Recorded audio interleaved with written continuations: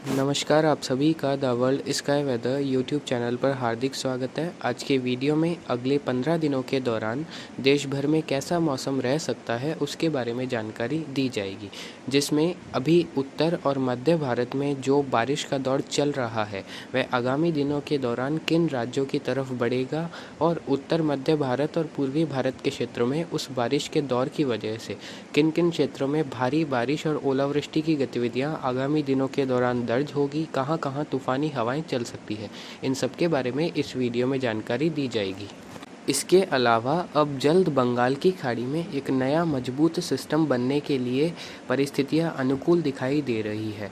तो वह जो बंगाल की खाड़ी में सिस्टम बनेगा वह कितना मजबूत हो सकता है और भारत के किन राज्यों पर लैंडफॉल कर सकता है, उसके बारे में भी एक अलग से ECMFW के मॉडल के द्वारा जो संकेत मिल रहे हैं वही दिखाकर आपको जानकारी दी जाएगी। तापमान की स्थिति अगले 15 दिनों के दौरान किस प्रकार रहेगी, इन सभी टॉपिक्स के बारे में इस वीडियो में एक डिटेल्ड इन्फॉर्मेशन देने वाले हैं।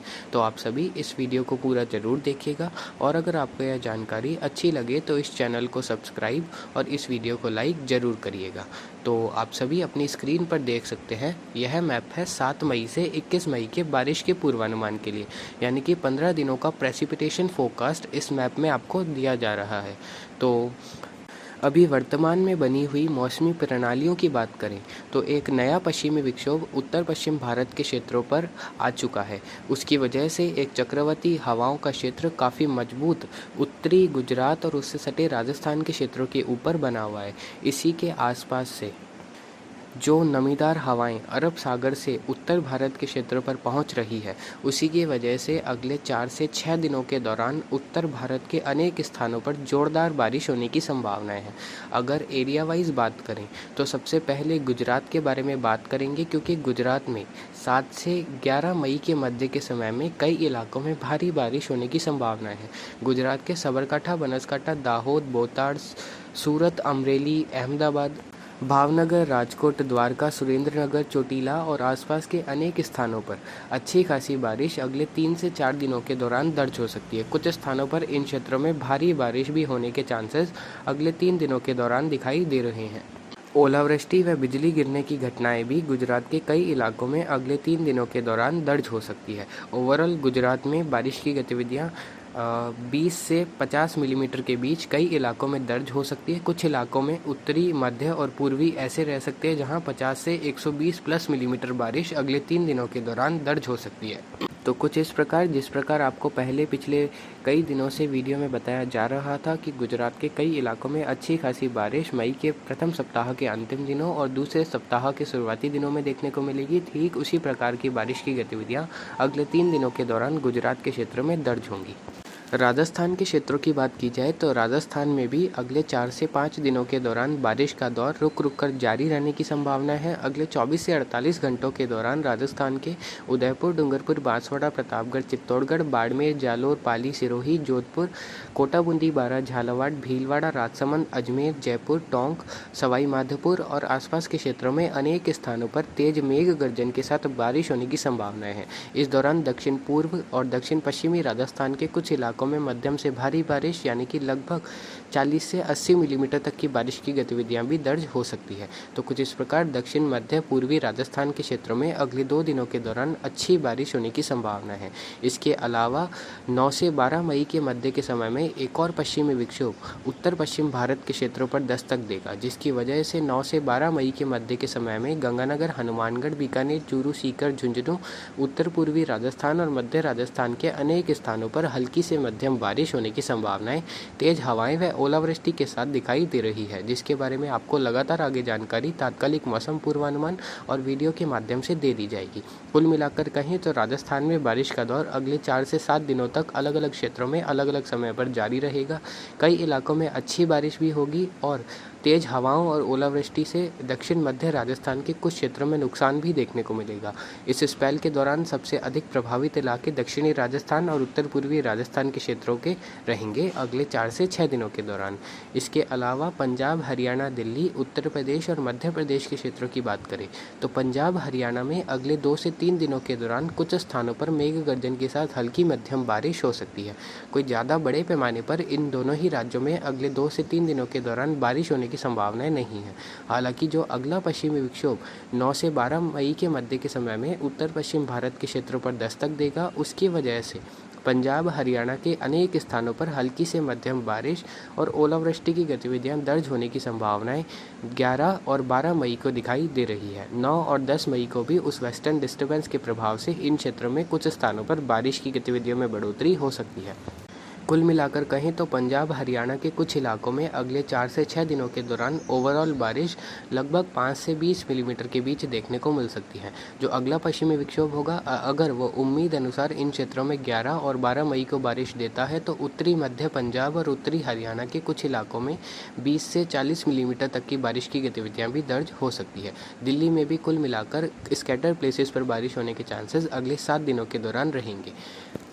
मध्य प्रदेश का पश्चिमी भाग अगले 3 से 4 दिनों के दौरान काफ़ी प्रभावित रहेगा। मध्य प्रदेश के मंदसौर से लगाकर इंदौर, उज्जैन, रतलाम, धार, खंडवा, खरगोन, इसके अलावा कुछ भोपाल तक के क्षेत्र, ग्वालियर, शिवपुरी, श्योपुर, मुरैना और आसपास के अनेक स्थानों पर अगले 3 से 4 दिनों के दौरान तेज मेघ गर्जन के साथ बारिश होने की संभावना है। इस दौरान राजस्थान और गुजरात से सटे क्षेत्रों में कुछ स्थानों पर भारी बारिश की गतिविधियाँ यानी कि लगभग 40 से 80 मिलीमीटर तक की बारिश की गतिविधियाँ भी दर्ज हो सकती है। इस दौरान इन क्षेत्रों में तूफानी हवाएं व ओलावृष्टि भी होने की संभावनाएं दिखाई दे रही है।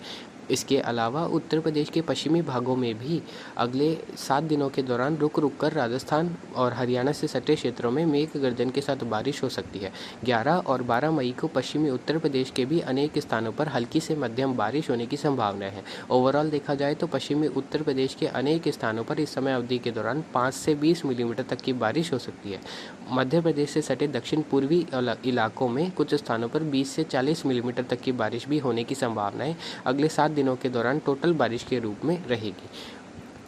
इसके अलावा अगले 15 दिनों के दौरान देश के अनेक राज्यों में और अधिक बारिश की गतिविधियों में बढ़ोतरी होने वाली है। जिसमें दक्षिण भारत के बारे में बात की जाए तो अगले 4 से 5 दिनों के दौरान तो दक्षिण भारत के केरल, कर्नाटक, आंध्र प्रदेश और तमिलनाडु के अलग अलग भागों में आइसोलेटेड टू स्कैटर प्लेसेस पर बारिश की गतिविधियां दर्ज होगी। हालांकि 12 मई से 18 मई के मध्य के समय में तमिलनाडु, केरल, कर्नाटक, आंध्र प्रदेश और तेलंगाना के अनेक स्थानों पर झमाझम बारिश होने की संभावना है। बेंगलुरु समेत दक्षिणी आंतरिक कर्नाटक के इलाकों में भारी बारिश भी उस समय अवधि के दौरान रिकॉर्ड हो सकती है।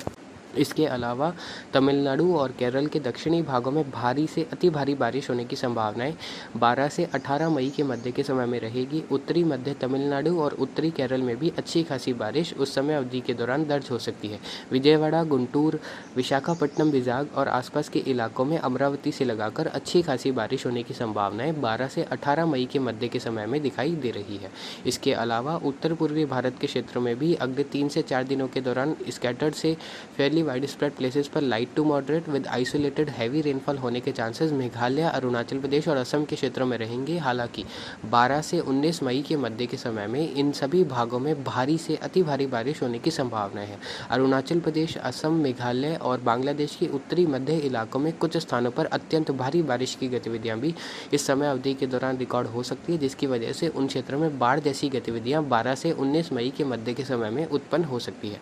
वहां के लिए red alert the world sky weather channel के द्वारा जारी किया जाता है। ओवरऑल मेघालय, असम के दक्षिणी भाग और बांग्लादेश के उत्तरी भागों में 280 से 380 प्लस मिलीमीटर बारिश होने के चांसेस इस समय अवधि के दौरान दिखाई दे रहे हैं। इसके अलावा पूर्वी भारत के क्षेत्रों में भी बिहार, झारखंड, छत्तीसगढ़, उड़ीसा और पश्चिम बंगाल में 15-16 मई से 21 मई के मध्य के समय में बारिश की गतिविधियों में बढ़ोतरी होने तथा कई इलाकों में तेज मेघ गर्जन के साथ अच्छी खासी बारिश और कुछ स्थानों पर मध्यम से भारी बारिश भी होने की संभावनाएं दिखाई दे रही है। अगले 24 से 72 घंटों के दौरान महाराष्ट्र के उत्तरी मध्य और उत्तर पूर्वी क्षेत्र में भी तेज मेघ गर्जन के साथ बारिश हो सकती है।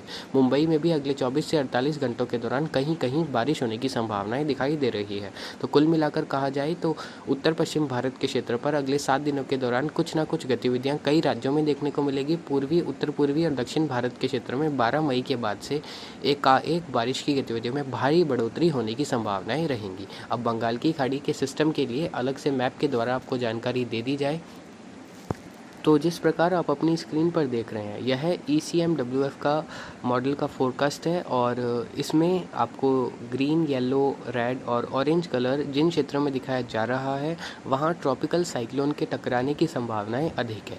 हालांकि अगर शुरुआत से आपको जानकारी दें तो बंगाल की खाड़ी में 15 से 19 मई के मध्य के समय में दक्षिणी मध्य भाग यानी कि साउथ सेंट्रल भागों के आसपास एक लो प्रेशर एरिया का फॉर्मेशन देखने को मिल सकता है, जो कि 19-20 मई के आसपास एक डिप्रेशन का रूप ले सकता है। अभी फ़िलहाल इसके डिप्रेशन तक जाने की संभावनाएं काफ़ी अधिक है।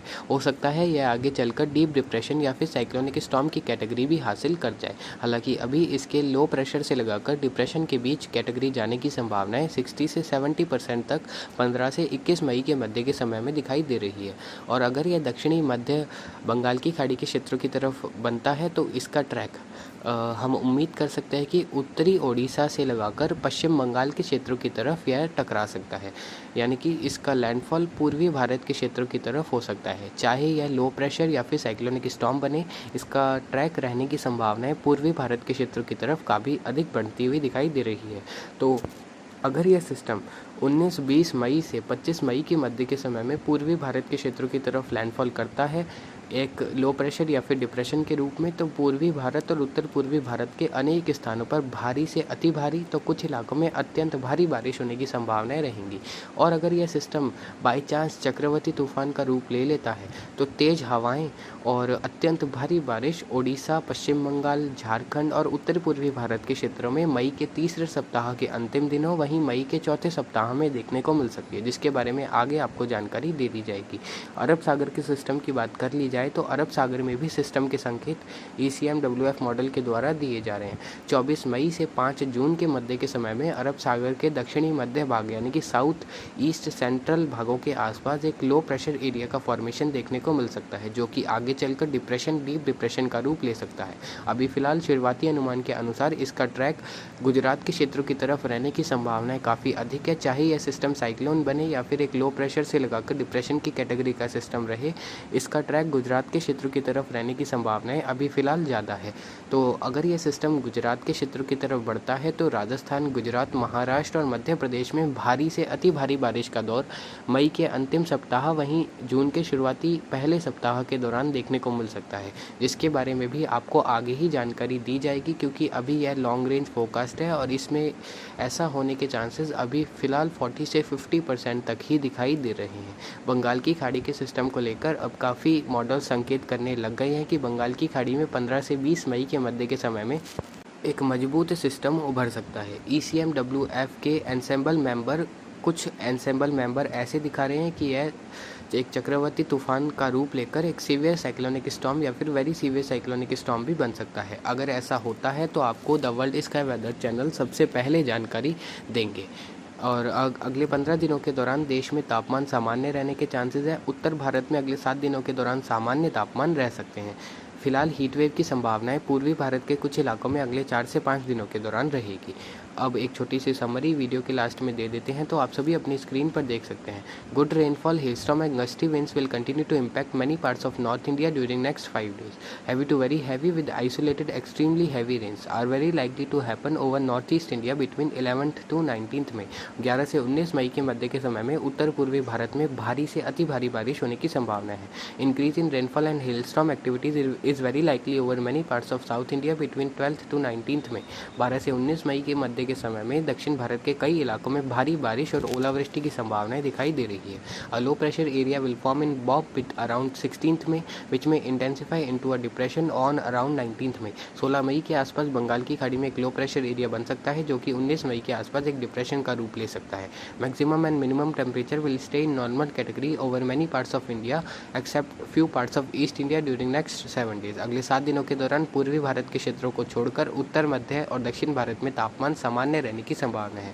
पूर्वी भारत में कुछ इलाकों में हीट वेव चलने की संभावनाएं अगले 5 से 7 दिनों के दौरान दिखाई दे रही है। तो फिलहाल अभी की अपडेट के लिए इतना ही। आगे की जानकारी के लिए बने रहे। नमस्कार, जय हिंद, जय भारत।